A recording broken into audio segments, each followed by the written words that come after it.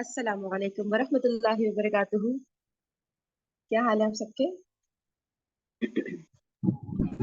وعلیکم السلام ورحمۃ اللہ وبرکاتہ. الحمدللہ. جی ہم لوگ جو ہے غزوہ احد کے بعد جو فوجی مہمات ہیں وہ ایک ایک کر کے ہم پڑھ رہے تھے، جس میں ماشاءاللہ سب میں مسلمانوں کو جو ہے کامیابی نصیب ہوئی تھی. اور زیادہ تر میں تو مسلمانوں کو مقابلہ کرنا ہی نہیں پڑا تھا کسی سے، کیونکہ دشمن مسلمانوں سے اتنا ڈر چکے تھے کہ وہ بھاگ ہی جاتے تھے میدان سے نا. تو یا تو میدان تک پہنچتے ہی نہیں تھے یا ادھر سے بھاگ جاتے تھے. تو اس طرح سے یہ سارے ہم نے جو جتنے غزوات کے سامنے آ رہے ہیں ہم نے پڑھے تھے. اب جو ہم نے اسٹارٹ کرنا ہے انشاءاللہ وہ ہے غزوہ احزاب، جنگ خندق. تو اس کی ریڈنگ ہم اسٹارٹ کرتے ہیں انشاءاللہ آپ سے. جی ریڈ کرے گا.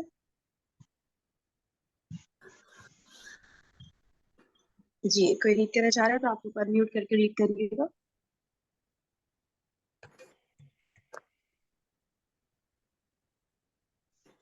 کسی نے میوٹ کیا ہے کیا؟ مجھے ایسا لگ رہا ہے نا میوٹ ہے نا. اچھا اچھا. ٹھیک ہے چلو میں پڑھتی ہوں. بسم اللہ الرحمن الرحیم. غزوہ احزاب، جنگ خندق.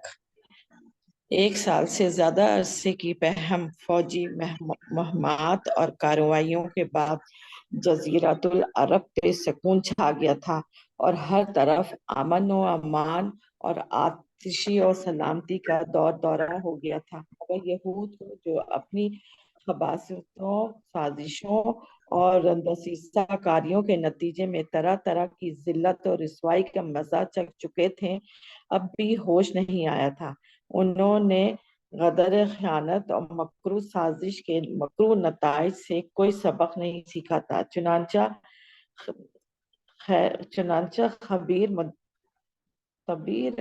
منتقل ہونے کے بعد خیبر منتقل.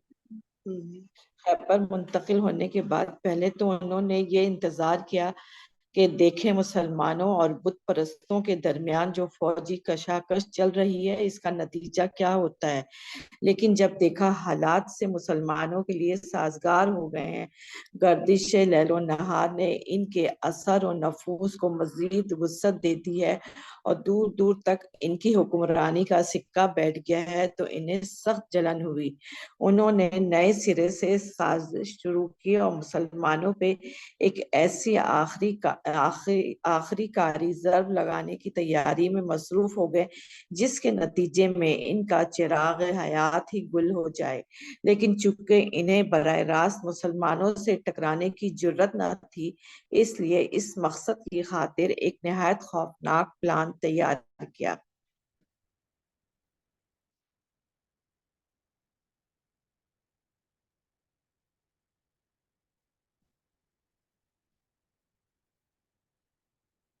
ہاں فرین. جی جی جی سوری. اچھا جی تو میں یہ بتا رہی تھی کہ اس میں جو ہے 1 سال تک پھر ہم نے دیکھا کہ پوری ساری فوجی مہمات کے بارے میں ہم نے ڈیٹیلز پڑھی کہ ایک کے بعد ایک غزوات ہوئے جس میں جنگ ویسے تو نہیں ہو رہی تھی، لیکن ہم نے ڈفرینٹ غزوات کے بارے میں بھی پڑھا. تو اس میں پھر اس کے بعد جو ہے امن و امان کی صورتحال مکمل طور پر ہو گئی تھی جزیرۃ العرب میں، اور مسلمانوں کا ایک سکہ بیٹھ گیا تھا. اچھا اس کے بعد لیکن یہودیوں کا بتا رہے کہ یہودیوں کے ساتھ اتنا یعنی کہ ان کو جلا وطن بھی کیا جا رہا تھا، پھر ان کے کتنے بڑے سردار کو قتل بھی کیا تھا. لیکن جو ہے ان کو یہ بات سمجھ میں نہیں آئی تھی، وہ مسلسل اس ضد پہ ہی اڑے ہوئے تھے کہ کسی نہ کسی طرح مسلمانوں کو نقصان پہنچایا جائے. اب خود تو وہ جنگ کرنے لائق نہیں تھے، خود تو جنگ فیس ٹو فیس جا کے نہیں کر سکتے تھے، تو وہ مسلسل جیسے کئی سالوں سے وہ سازشیں کر رہے تھے مسلمانوں کے خلاف، اور جو اسٹرانگ پاورز تھی نا ان کو جا جا کے اکساتے تھے اور ان کے ساتھ جو ہے سازشیں کرتے تھے کہ بھائی چلو ہم تو نہیں کر سکتے ڈائریکٹلی مقابلہ، لیکن جیسے قریش والے ہیں ان کے پاس جاتے تھے، منافقین کے پاس جاتے تھے. تو یہ انہوں نے ابھی بھی کنٹینیو رکھا جبکہ جلا وطن بھی کیے جا چکے تھے نا. تو ان کے بارے میں پھر بتا رہے ہیں کہ اب جو ہے یہ لوگ قریش کے پاس دوبارہ سے گئے. ایک سیکنڈ.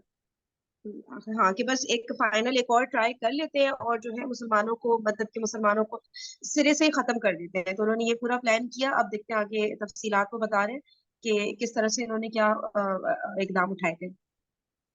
اس کی تفصیل یہ ہے کہ بنو نذیر کے 20 سردار اور رہنما مکہ میں قریش کے پاس حاضر ہوئے اور انہیں رسول اکرم صلی اللہ علیہ وآلہ وسلم کے خلاف آمادہ جنگ کرتے ہوئے اپنی مدد کا یقین دلایا۔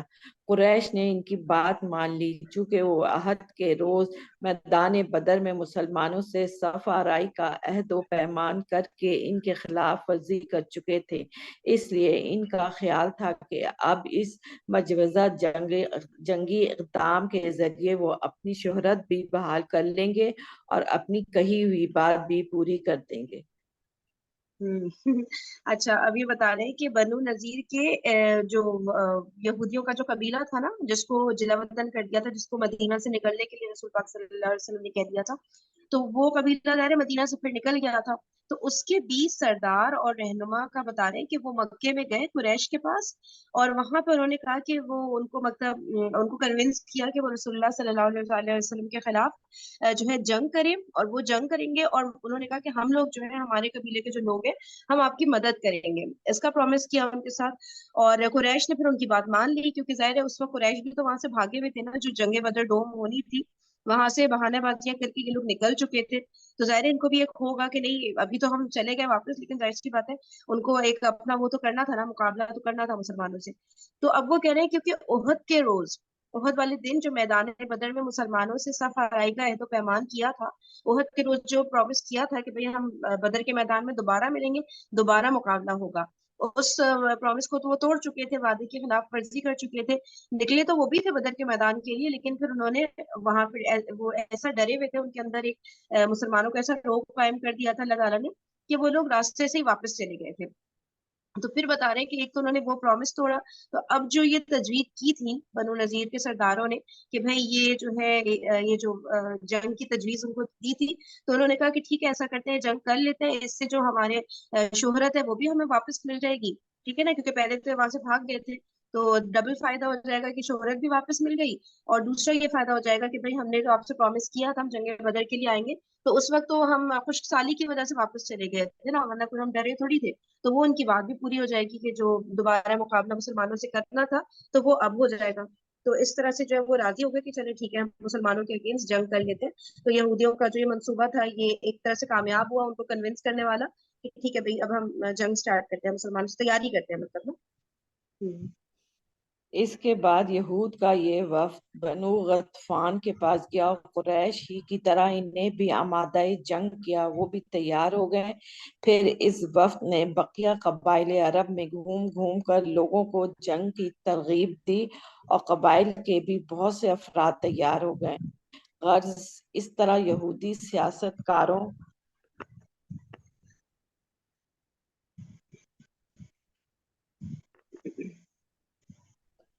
نے پوری کامیابی کے ساتھ کفر کے تمام بڑے بڑے گروہوں اور جتھوں کو نبی صلی اللہ علیہ وسلم اور آپ صلی اللہ علیہ وسلم کی دعوت اور مسلمانوں کے خلاف بھڑکا کر جنگ کے لیے تیار کر لیا۔ صحیح۔ اچھا، اب یہ بتا رہے ہیں کہ اب یہ جو یہودیوں کا جو وفد تھا نا، جو 20 سرداروں کا بتا رہے ہیں، تو یہ پہلے تو قریش کے پاس گیا، پھر اس کے بعد جو بنو غطفان قبیلہ تھا ان کے پاس گیا، اور ان کو بھی اسی طرح سے جو ہے کنونس کرنے کی کوشش کی، کیونکہ وہ چاہتے ہیں کہ اور زیادہ سے زیادہ جتنے زیادہ لوگ مسلمانوں کے اگینسٹ جائیں گے جنگ کرنے تو زیادہ چانسز بڑھ جائیں گے نا، تو پوری کوشش کر رہے تھے، اپنی پوری جان مار رہے تھے کہ سب کو جس کو بھی کنونس کر سکتے ہیں، ساری جتنے بھی مسلمان دشمن عناصر ہیں سب کو جو ہے اکسائیں مسلمانوں کے خلاف اور جنگ کے لیے تیار کرے، تاکہ ایک اچھی بھاری بھرکم فوج تیار ہو جائے نا۔ تو قریش کے بعد یہ بنو عطفان کے پاس گئے، ان کو کنونس کیا، وہ بھی تیار ہو گئے۔ اچھا، پھر کہہ رہے ہیں کہ بقیہ جو قبائل عرب تھے ان میں بھی گھوم گھوم کر لوگوں کو مسلسل جنگ کی ترغیب دلاتے رہے کہ بھائی جنگ سٹارٹ ہونے سے پہلے پہلے جتنے زیادہ کو یہ کنونس کر سکے کریں۔ پھر بتا رہے ہیں کہ ان کے بہت سارے افراد اس طرح سے نا تیاری پکڑنے لگے جنگ کے لیے، تو اس طرح سے پھر بتا رہے کہ ان کی جو وہ کنونس کرنا شروع ہوئے، اور جتنے بھی کفر کے تمام جتنے بڑے بڑے گروہ تھے، جتنے قبیلے تھے، جتنے بھی جتھے تھے جو کفر کے اوپر اڑے ہوئے تھے، تو ان سب کو جو ہے نبی صلی اللہ علیہ وسلم اور ان کی دعوت اور جو مسلمان تھے ان کے خلاف بھڑکا کر جنگ کے لیے تیار کرنے میں تو یہ کامیاب ہو گئے۔ کوئی اور یہاں پہ اگر کوئی پوائنٹ ایڈ کرنا چاہے یا کوئی بھی بات ہو تو آپ لوگ انمیوٹ کر سکتے ہیں۔ جی آگے بتائیے۔ اس کے بعد طے شدہ پروگرام کے مطابق جنوب سے قریش کنانا اور تہامہ میں آباد دوسرے حلیف قبائل نے مدینے کی جانب کوچ کیا اور ان سب کا سپہ سالار اعلیٰ ابو سفیان تھا اور ان کی تعداد 4000 تھی۔ یہ لشکر مرت زہران پہنچا تو بنو سلیم بھی اس میں شامل ہوئے۔ ادھر اسی وقت مشرق کی طرف سے غطفانی قبائل فزارہ، مرہ، اشجع نے کوچ کیا۔ فزارہ کا سپہ سالار عنیبہ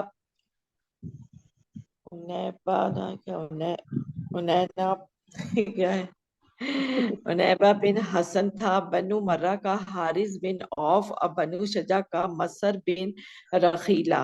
انہی کے زمن میں بنو اسد اور دیگر قبائل کے بہت سے افراد بھی آئے تھے۔ اب یہ بتا رہے ہیں جیسے جیسے راستے میں یہ لوگ آگے بڑھتے چلے جا رہے تھے مدینہ کی طرف، یعنی مکہ سے سٹارٹ لیا تھا نا لوگ، آہستہ آہستہ آگے بڑھتے چلے جا رہے تھے، تو راستے میں اور بھی قبائل نا جمع ہوتے جا رہے تھے، یعنی کہ سب سے پہلے تو جنوب سے جیسے قریش وہ نکلے، کنانا اور تہامہ یہ سب جو ہے وہاں سے نکلے مکہ کی طرف سے، پھر آہستہ آہستہ جیسے مدینہ کے، اور ہاں ان کا بتا رہے ہیں ان کا جو سپہ سالار تھا وہ ابو سفیان تھے۔ اچھا، اور پھر ان کی تعداد بتا رہے ہیں کہ 4000 تھی اس وقت جب یہ لوگ مکہ سے نکلے تھے نا۔ پھر راستے میں اور لوگ جو ہے شامل ہوتے چلے گئے، اور بہت سارے قبائل جن کو یہودیوں نے کہا تھا کہ وہ ریڈی ہو جائے جنگ کے لیے، اور سب کے سب جمع ہوتے چلے گئے، اور بڑی سے بڑی فوج ہوتی چلی گئی، اور ان سب نے دھاوا بول دینا تھا مدینہ کے مسلمانوں پر۔ تو اس طرح سے یہاں پہ پوری ڈیٹیلز بتائی گئی ہیں، کون سے سالار تھے، کون سے قبائل تھے، تو یہ سب آگے بڑھے غزوہ احزاب کے لیے۔ جی۔ ان سارے قبائل نے ایک مقررہ وقت پر اور مقررہ پروگرام کے مطابق مدینے کا رخ کیا تھا، اس لیے چند دن کے اندر اندر مدینے کے پاس 10,000 سپاہ کا ایک زبردست لشکر جمع ہو گیا۔ یہ اتنا بڑا لشکر تھا کہ غالباً مدینے کی پوری آبادی عورتوں، بچوں، بوڑھوں اور جوانوں کو ملا کر بھی اس کے برابر نہ تھی۔ اگر حملہ آوروں کا یہ ٹھاٹھا مارتا ہوا سمندر مدینے کی چاردیواری تک اچانک پہنچ جاتا تو مسلمانوں کے لیے سخت خطرناک ثابت ہوتا۔ کچھ عجب نہیں کہ ان کی جڑ کٹ جاتی اور ان کا مکمل صفایا ہو جاتا، لیکن مدینے کی قیادت نہایت بیدار مغز اور چوکس قیادت تھی۔ ان کی انگلیاں ہمیشہ حالات کی نبض پہ رہتی تھیں اور وہ حالات کا تجزیہ کر کے آنے والے واقعات کا ٹھیک ٹھیک اندازہ بھی لگاتی تھی اور ان سے نمٹنے کے لیے مناسب ترین قدم بھی اٹھاتی تھی۔ چنانچہ کفار کا لشکر عظیم جو ہی اپنی جگہ سے حرکت میں آیا، مدینہ کے مخبرین نے اپنی قیادت کو اس کی اطلاع فراہم کر دی۔ اچھا، اب یہ بتا رہے ہیں کہ جو سارے قبائل تھے، یہ بتا رہے ہیں مقررہ وقت اور مقررہ پروگرام کے مطابق مدینہ کا انہوں نے رخ کیا تھا۔ یہ تو پورا آپس میں نا یہ کوآرڈینیشن ان میں ہو رہی تھی، جبکہ ظاہر اس زمانے میں کتنا مشکل تھا نا، کوئی کمیونیکیشن کے خاص ذرائع بھی نہیں، کچھ بھی نہیں، لیکن یہ لوگ اتنی محنت کر رہے تھے کہ مسلمانوں پہ اب فائنل اٹیک کرنا ہے اور بس ان کو نا صفحہ ہستی سے بالکل مٹا دینا ہے۔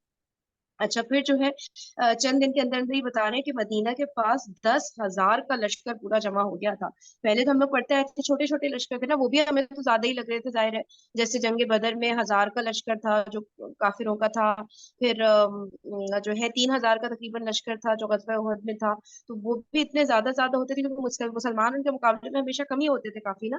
تو اب تو بتا رہے ہیں کہ اور زیادہ 10,000 کا پورا لشکر جمع ہو گیا تھا جو مدینے کا رخ کر رہا تھا، اور یہ بتا رہے ہیں کہ مدینہ کی جو پوری آبادی تھی، یعنی کہ مردوں کے علاوہ اگر ہم عورتوں، بچوں، بوڑھوں کی بات کریں تو اچھا نہیں سوری، مردوں کو ملا کے عورتیں، بچے، بوڑھے اور جوان، ان سب کو ملا کر بھی مدینہ کی جو پوری آبادی بتا رہے ہیں وہ 10,000 کے برابر بھی نہ تھی، اور یہاں پہ تو 10,000 کا پورا فوج کا لشکر مدینہ کی طرف جا رہا تھا۔ تو بتا رہے کہ اگر اچانک ہی پورا کا پورا 10,000 کا لشکر دھاوا بول دیتا مدینہ پر، مدینہ والوں کو خبر ہی نہ ہوتی کہ بھئی اس طرح سے جو ہے کوئی اٹیک کرنے آ رہا ہے، تو پھر تو بہت زیادہ ایک خطرناک صورتحال پیدا ہو جاتی نا وہاں پہ مدینہ کے مسلمانوں کے لیے۔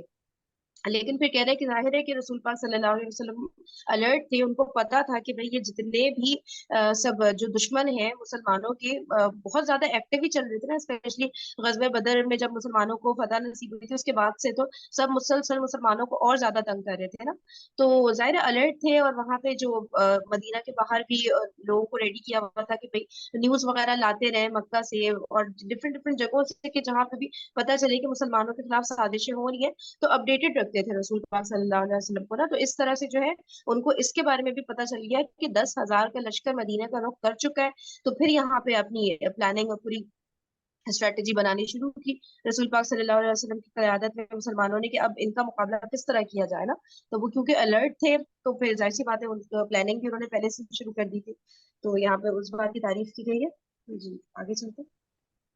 इत्तला पाते ही रसूलुल्लाह सल्लल्लाहु अलैहि वसल्लम ने हाई कमान की मजलिस शूरा मुनक्किद की और दफाई मंसूबे पे सलाह मशवरा किया।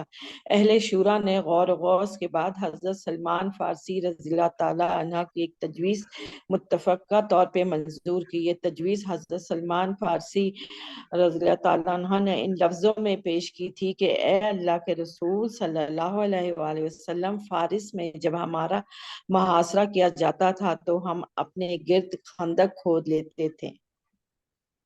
अब जब रसूल पाक सल्लल्लाहु अलैहि वसल्लम को ये इन्फॉर्मेशन मिली कि 10,000 का लश्कर आ रहा है, तो फिर जैसे कि रसूल पाक सल्लल्लाहु अलैहि वसल्लम हमेशा करते थे कि सब सहाबा कराम इस तरह उनको जमा करके उनसे सलाह मशवरा करना। तो उन्होंने फिर जो है जब सबसे मशवरा किया तो फिर हजरत सलमान फारसी रज़ी अल्लाह तआला अन्हु ने जो तजवीज पेश की थी कि वो बता रहे थे कि फारिस में हम लोग ये करते थे कि जब हमारा कोई मुहासरा कर लेता था, इस तरह से हमें घेरे में ले लेता था, तो फिर हम लोग जो है खंदक खोदा करते थे। तो ये वाली जब उन्होंने मशवरा दिया तो रसूल पाक सल्लल्लाहु अलैहि वसल्लम ने इसको एक्सेप्ट किया और इसकी तैयारियां फिर शुरू कर दी थी।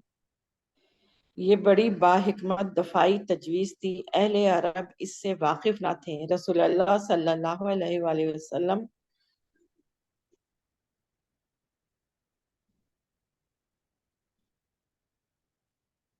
ने इस तजवीज़ पर फौरन अमल दरामद शुरू फरमाते हुए हर 10 आदमी को 40 हाथ खंदक खोदने का काम सौंप दिया और मुसलमानों ने पूरी मेहनत और दिलजोई से खंदक खोदनी शुरू कर दी। रसूल अकरम सल्लल्लाहु अलैहि वसल्लम इस काम की तरगीब भी देते थे और अमलन इसमें पूरी तरह शरीक भी रहते थे। चुनांचे सही बुखारी में हज़रत सहल बिन साद रज़ियल्लाहु ताला अन्हा से मरवी है कि हम लोग रसूल सल्लल्लाहु अलैहि वसल्लम के साथ खंदक में थे। लोग खुदाई कर रहे थे, हम कंधों पे मिट्टी ढो रहे थे कि इसी असना में रसूल सल्लल्लाहु अलैहि वसल्लम ने फरमाया, ए अल्लाह, जिंदगी तो बस आखिरत की जिंदगी है, बस महाजरीन और अंसार को बख्श दे। पूरा अच्छा, पढ़। अब जो है बता रहे कि ये जो है बहुत ज्यादा हिकमत से भरपूर जो तजवीज थी हजरत सलमान फारसी रज़ी अल्लाह अन्हु की, उस पर जो है फिर बता रहे कि रसूल पाक सल्लल्लाहु अलैहि वसल्लम ने सबको खंदक खोदने के लिए काम डिवाइड कर दिया इस तरह से कि हर 10 आदमी को 40 हाथ खंदक जो है खोदने का काम सौंप दिया, ताकि सब लोग मिलके टीम वर्क के तौर पे काम स्टार्ट करें ताकि जल्दी जल्दी काम निपटे पूरा। और फिर मुसलमान भी पूरी मेहनत और दिल जमी के साथ खंदक खोदने की तैयारियां शुरू की और स्टार्ट कर दिया ये काम। और फिर बता रहे हैं कि सब रसूल पाक सल्लल्लाहु अलैहि वसल्लम ने ये नहीं कि मुसलमानों को काम पे लगा दिया था कि इस तरह से जो है डिवाइड कर दिया और खंदक जो है खोदना शुरू हो गए, क्योंकि वो तो लीडर थे ना। लेकिन फिर भी उन्होंने खुद भी अमली तौर पे ये वाला काम खुद से भी स्टार्ट किया और वो भी इस तरह से खंदक खोदने के काम में लग गए थे। और फिर बता रहे हैं कि फिर जो है रसूलुल्लाह सल्लल्लाहु अलैहि वसल्लम ने ये पढ़ा था कि अल्लाह, जिंदगी तो बस आखिरत की जिंदगी है, बस मुहाजिरीन और अंसार को बख्श दे। जैसे मोटिवेट करने के लिए बोला जाता है ना, तो उनको जाहिर सी बात है एक मुश्किल काम था ना खंदक खोदना। एक एक मतलब कि हर 10 आदमी को 40 हाथ खंदक खोदना था, तो कितना ज्यादा एक डिफिकल्ट काम था। तो इसलिए उनको मोटिवेट करने के लिए साथ साथ इस तरह की बातें भी रसूल पाक सल्लल्लाहु अलैहि वसल्लम फरमा रहे थे। आगे भी ये डिटेल्स आ रही है जी। हम अंसार और मुहाजिरीन ने इसके जवाब में कहा, हम वो हैं कि हमने हमेशा के लिए जब तक के बाकी रहे मोहम्मद ये सल्लल्लाहु अलैहि इसके ऊपर वसल्लम वाला से। मेरे ख्याल से रह गया एक दूसरी नहीं, रिवायत में। पहले वाला हमने वो शेर पढ़ा, वो पढ़ा था ना।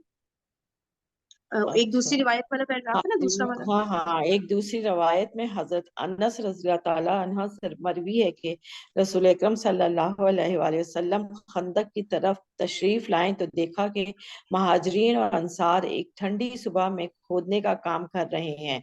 इनके पास गुलाम ना थे कि इनके बजाय गुलाम ये काम कर देते। आप सल्लल्लाहु अलैहि वसल्लम ने इनकी मशक्कत और भूख देखकर फरमाया, ए अल्लाह, यकीनन जिंदगी तो आखिरत की है, बस अंसार और मुहाजिरीन को बख्श दे। अंसार और मुहाजिरीन के इसके जवाब में कहा, हम वो हैं कि हमने हमेशा के लिए जब तक बाकी रहे मोहम्मद सल्लल्लाहु अलैहि वसल्लम से जहाद पे बैत की है। सुभानअल्लाह। अब यही बात, वही वाली बात बता रहे हैं कि इतनी ज्यादा मुशक्कत जो है वहां पर सबकी लग रही थी, इतनी ज्यादा मेहनत कर रहे थे, फिर जाहिर सी बात है फिर भूख भी कितनी ज्यादा लगनी लग जाती है ना। तो वहां पे जो है वो रसूल पाक सल्लल्लाहु अलैहि वसल्लम ये देख रहे थे, तो फिर दोबारा उन्होंने वही वाली बात फरमाई थी कि "ऐ अल्लाह, यकीनन जिंदगी तो आखिरत की जिंदगी है, बस अंसार और मुहाजिरीन को बख्श दे"। सबका फोकस जाहिर सी बात है आखिरत की जिंदगी पर होता था ना। तो और फिर जो है जवाब में जो अंसार थे और मुहाजिरीन थे, यानी जितने सहाबा किराम रज़ी अल्लाह अन्हुम इस काम में लग गए थे, तो उन्होंने फिर जवाब में ये कहा कि हम वो हैं कि हमने हमेशा के लिए जब तक के बाकी रहे मोहम्मद सल्लल्लाहु अलैहि वसल्लम से जहाद पर बैत किया ना। तो कितने खूबसूरत अल्फाज वो जवाब में देते थे, कितना कॉन्सेप्ट क्लियर था माशाल्लाह से इन सबका ना। जी। सही बुखारी ही में एक रवायत हजरत बरा बिन आजिब रज़ी अल्लाह ताला अन्हा से मरवी है कि मैंने रसूल सल्लल्लाहु अलैहि वसल्लम को देखा कि आप सल्लल्लाहु अलैहि वसल्लम खंदक से मिट्टी ढो रहे थे, यहाँ तक कि गुबार ने आप सल्लल्लाहु अलैहि वसल्लम के शिकम की जिल्द ढांक दी थी। आप सल्लल्लाहु अलैहि वसल्लम के बाल बहुत ज्यादा थे। मैंने इसी हालत में आप सल्लल्लाहु अलैहि वसल्लम को अब्दुल्ला बिन रवाह के रजिया कलमात कहते हुए सुना। आप मिट्टी धोते जाते थे और ये कहते जाते थे,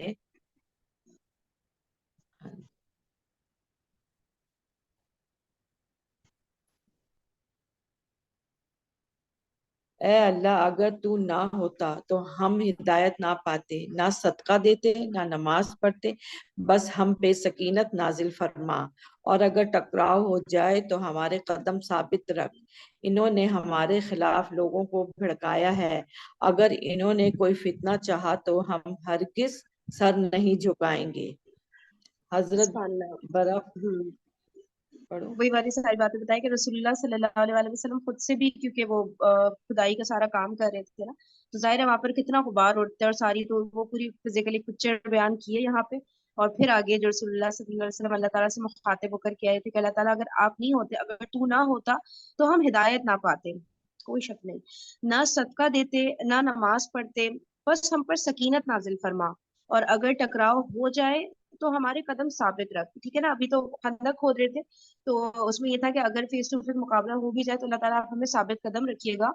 उन्होंने हमारे खिलाफ लोगों को भड़काया है, अगर उन्होंने कोई फितना चाहा तो हम हरगिज सर नहीं झुकाएंगे। ठीक है ना, पूरी जंग की तैयारी ऐसी बात है बैक ऑफ द माइंड की थी ना, कि अब टकराव होगा तो फिर क्या करना है, तो उस हिसाब से वो दुआ कर रहे थे अल्लाह ताला से। जी बताइए। हजरत बरा फरमाते हैं कि आप सल्लल्लाहु अलैहि वसल्लम आखिरी अल्फाज खींच कर कहते थे। एक रवायत में आखिरी शेर इस तरह है, यानी उन्होंने हम पे जुल्म किया है, और अगर वो हमें फितने में डालना चाहेंगे तो हम हरगिज सरनगू ना होंगे। मुसलमान एक तरफ इस गर्मजोशी के साथ काम कर रहे थे तो दूसरी तरफ इतनी शिद्दत की भूख बर्दाश्त कर रहे थे कि इनके तसव्वुर से कलेजा शक होता है। चुनांचे हजरत अनस रज़ी अल्लाह अन्हा का बयान है कि अहले खंदक के पास 2 मुट्ठी जौ लाया जाता था और बू देती हुई चकनाई के साथ बेना बनाकर लोगों के सामने रख दिया जाता था। लोग भूखे होते थे और इसका जायका हलक के लिए नाखुशगवार होता था, इससे बदबू उठ रही होती थी। अच्छा, अब देखिए बता रहे हैं कि मुसलमान एक तो मेहनत से बहुत ज्यादा वो काम कर रहे थे खुदाई का, फिर बहुत ज्यादा उनको भूख लग रही, भूख भूख बर्दाश्त कर रहे थे। और फिर बता रहे हैं कि हजरत अनस रज़ी अल्लाह अन्हु का बयान है कि अहले खंदक के पास 2 मुट्ठी जौ लाया जाता था। ठीक है, 2 मुट्ठी जौ, اور बू देती हुई चिकनाई, यानी जिससे बू आ रही होती है, वो चिकनाई के साथ उसको बनाकर उस जौ को फिर लोगों के सामने रख दिया जाता, क्योंकि जाहिर है भूख से बेहाल थे बिल्कुल सब। तो फिर कह रहे हैं कि लोग भूखे होते थे और उसका जायका हलक के लिए नाखुशगवार होता था, उससे बाकायदा बदबू उठ रही होती थी ना, तो सिर्फ खाने के लिए उनके पास उस वक्त ना वो अवेलेबल था। अबू तलहा रज़ियल्लाहु कहते हैं कि हमने रसूल अकरम सल्लल्लाहु अलैहि वसल्लम से भूख का शिकवा किया और अपने शिकम खोल कर एक एक पत्थर दिखाया, तो रसूल सल्लल्लाहु अलैहि वसल्लम ने अपना शिकम खोल कर दो पत्थर दिखाए। खंदक की खुदाई के दौरान नबूवत की कई निशानियां भी जलवाए फगन हुई। सही बुखारी की रिवायत है कि हजरत जाबिर बिन अब्दुल्लाह रज़ियल्लाहु अन्हु ने नबी सल्लल्लाहु अलैहि वसल्लम के अंदर सख्त भूख के आसार देखे तो बकरी का एक बच्चा ज़बा किया और उनकी बीवी ने एक सा यानी तकरीबन 2.5 किलो जो पैसा फिर रसूल अकरम सल्लल्लाहु अलैहि वसल्लम से राजदारी के साथ गुजारिश की कि अपने चंद रुफ़ा के हमरा तशरीफ लाएं, लेकिन नबी सल्लल्लाहु अलैहि वसल्लम ने तमाम अहले खंदक को, जिनकी तादाद 1000 थी, हमरा लेकर चल पड़े। अब ये बता रहे हैं कि जो है जो बहुत ज्यादा भूख की शिद्दत थी ना, तो फिर रसूलुल्लाह सल्लल्लाहु अलैहि वसल्लम को जब उन्होंने दिखाया, जो किसने दिखाया था, अच्छा वो सहाबा कराम ने, कि उन्होंने ना पेट पे एक पत्थर बांधा हुआ था ना भूख की शिद्दत की वजह से, तो फिर रसूलुल्लाह सल्लल्लाहु अलैहि वसल्लम ने उनको वो दिखाया कि उनके पेट पे बाकायदा दो पत्थर जो है वो बंधे हुए थे, उनको भी भूख की इतनी ज्यादा, यानी भूख की शिद्दत उनको भी ज्यादा लग रही थी। और फिर बता रहे कि खंदक की खुदाई के दौरान बता रहे नबूवत की कई निशानियां भी ना सामने आई। अब उसकी डिटेल्स आ रही है कि सही बुखारी में ये रिवायत है कि हजरत जाबिर बिन अब्दुल्लाह रजी अल्लाह तआला अन्हु ने नबी सल्लल्लाहु अलैहि वसल्लम के अंदर सख्त भूख के आसार देखे, तो उन्होंने बकरी का एक बच्चा ज़िबा किया और उनकी बीवी ने एक साथ तकरीबन 2.5 किलो जौ पीसा, अच्छा 2.5 किलो जौ पीसा उन्होंने, और एक बकरी का बच्चा ज़िबा किया, और रसूलुल्लाह सल्लल्लाहु अलैहि वसल्लम से राजदारी के साथ, उनको खामोशी के साथ गुजारिश की कि चंद साथियों को वो लेकर जो है उनके पास आ जाए, क्योंकि उन्होंने जो है खाने का बंदोबस्त कर दिया है। तो लेकिन नबी सल्लल्लाहु अलैहि वसल्लम तमाम अहले खंदक को बता रहे कि 1000 तादाद की जो सब ना खुदाई कर रहे थे, तो सबके सबको लेकर जो है वो उनके घर पे चले गए, जबकि उस वक्त जाबिर इसी तरह उन्होंने तो खामोशी से बिल्कुल कहा था कि आप चंद साथियों को लेकर आ गए, क्योंकि जाहिर एक लिमिटेड, कितना बता रहे हैं कि 2.5 किलो के करीब जौ पीसा हुआ था और एक बकरी का एक बच्चा ज़िबा किया हुआ था, तो जाहिर है चंद लोग ही फिर उसमें कवर हो सकते थे। अगर हम लोग अभी के हिसाब से देखें कि कितना उसमें से गोश्त निकल सकता था बकरी के बच्चे में से, और जौ कितना कम था, तो जाहिर है एक लिमिटेड, लेकिन 1000 लोगों का खाना प्रैक्टिकली देखे तो उसमें से तो नहीं बनता ना। तो लेकिन रसूल पाक सल्लल्लाहु अलैहि वसल्लम पूरे 1000 लोगों को लेकर उनके घर चले गए थे। जी अब आगे से। और सब लोगों ने इसी जरा जितने खाने से शक्म सैर सैर होके खाया, फिर भी गोश्त की हांडी अपनी हालत पे बरकरार रही और भरी की भरी जोश मारती रही, और गुंदा हुआ आटा अपनी हालत पे बरकरार रहा। इससे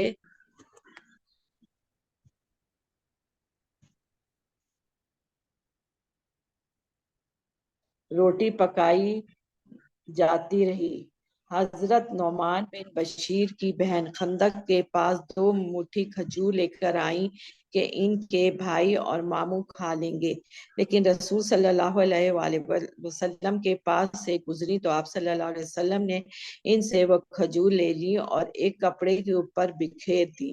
फिर अहले खंदक को दावत दी। अहले खंदक इन्हें खाते गए और बढ़ती गई, यहाँ तक कि सारे अहले खंदक खा खा के चले गए और खजूरें थी कि कपड़े के किनारों से बाहर गिर रही थी। सुभान। अच्छा अब ये बता रहे हैं कि ये जो अभी हमने पढ़ा कि एक बकरी का बच्चा ज़िबा किया था और 2.5 किलो के करीब जौ पीसा था, तो ये इतनी बस तैयारी थी वहां पे, तो पूरे सबको लेकर गए रसूल पाक सल्लल्लाहु अलैहि वसल्लम, तकरीबन 1000 के करीब लोगों को, और उन्होंने वो सब बिल्कुल पेट भर के सबने खाना खाया, ये बताया जा रहा है। और जो है गोश्त की जो हांडी थी ना वो अपनी हालत पर बरकरार रही, यानी कि जैसे शुरू 1000 लोगों के खाने से पहले थी, वो एंड में भी वैसे ही रही, उतनी ही उसके अंदर पूरा सब कुछ गोश्त था, और भरी की भरी जोश मारती रही।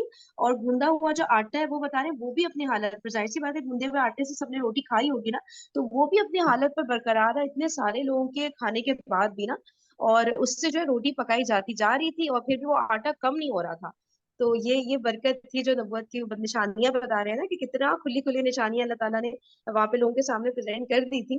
کہ مطلب کہ सबको ही दिख रहा होगा ना कि मौजज़ा है ये तो कोई क्योंकि उससे पहले अभी हमने देखा ना कि जो बू जिससे बदबू आ रही थी, एक वो चिकनाई थी, उससे फिर जौ का जो वो था वो पूरा पकाया गया था, तो वो एक वो वाला खाना लोगों के सामने रखा गया था क्योंकि उस वक्त तक कुछ और अवेलेबल नहीं था। अब यहाँ पे इतना जबरदस्त बकरे के गोश्त का खाना और रोटियां पकाई जा रही है ताजा ताजा, और वो तो कितना ज्यादा क्लियर साइंस थे सबके लिए ना। और फिर बताने कि हजरत नुमान बिन बशीर रजी अल्लाह ताला अन्हो, उनकी बहन जो है वो खंदक के पास 2 मुट्ठी सिर्फ खजूर लेकर आई। अब हम खुद सोच सकते हैं 2 मुट्ठी खजूर में कितना आता है, इतनी जरा सी खजूरें होती है। तो उन्होंने कहा कि उनके भाई और मामू जो है वो खा लेंगे, तो उनके ख्याल में वो लेकर आई। फिर जो है रसूलुल्लाह सल्लल्लाहु अलैहि वसल्लम के पास से जब वो गुजरी, तो उन्होंने जो है वो खजूर उनसे लेकर एक कपड़े पर जैसे बिखेर दिया, यानी फैला के जैसे रख देते हैं ना, एक कपड़े के ऊपर उन्होंने ऐसे किया। तो फिर जो है और अहले खंदक को, फिर खंदक वालों को उन्होंने बुला लिया, उसकी दावत दी कि आए भाई ये खजूरें हैं, ये सब लोग खा ले, क्योंकि जाहिर है काम कर रहे थे, थके जा रहे थे, भूख लगी जा रही थी। तो फिर जो है अहले खंदक जो है उन्हें जो खंदक की खुदाई कर रहे थे वो खाते गए, और फिर देखिए क्या अल्फाज है आगे, और वो बढ़ती गई, वो बढ़ती चली जा रही थी अल्लाह। और यहाँ तक कि सारे अहले खंदक खा खा कर चले गए सारे, यानी फिर वही वाली बात हो रही है, 1000 के करीब अहले खंदक खा खा कर जाते गए, और खजूरें थी कि कपड़े के किनारों से बाहर गिर रही थी। अल्लाह, कैसा कैसा मंजर होगा उस वक्त, सुभान अल्लाह।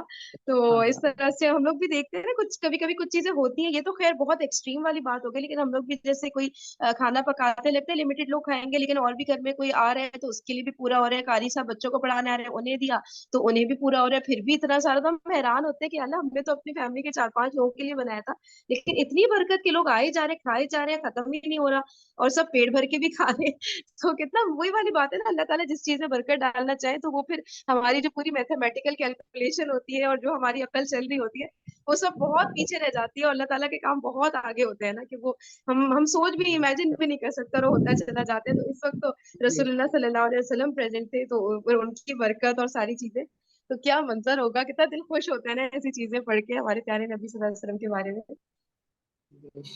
जी, और इन्हीं बताइए। आयाम में इन दोनों वाकयात से कहीं बढ़कर एक और वाकया पेश आया, जिसे इमाम बुखारी ने हजरत जाबिर रज़ियल्लाहु ताला अन्हु से रिवायत किया है कि हजरत जाबिर का बयान है कि हम लोग खंदक खोद रहे थे कि एक चट्टान नुमा टुकड़ा आड़े आ गया। लोग नबी सल्लल्लाहु अलैहि वसल्लम की खिदमत में हाजिर हुए और अर्ज की कि ये चट्टान नुमा टुकड़ा खंदक में हायल हो गया है। आप सल्लल्लाहु अलैहि वसल्लम ने फरमाया, मैं उतर रहा हूँ। इसके बाद आप सल्लल्लाहु अलैहि वसल्लम उठे। आप सल्लल्लाहु अलैहि वसल्लम के शिकम पे पत्थर बंधा हुआ था। हमने 3 रोज से कुछ चखा ना था। फिर नबी सल्लल्लाहु अलैहि वसल्लम ने कुदाल लेके मारा तो वो चट्टान नुमा टुकड़ा भुरभुरे तोदे में तब्दील हो गया। सही। अच्छा, अब सेशन के बस चंद ही सेकंड्स रह गए, ठीक है, तो इंशाल्लाह इसको फिर हम कल कंटिन्यू करते हैं।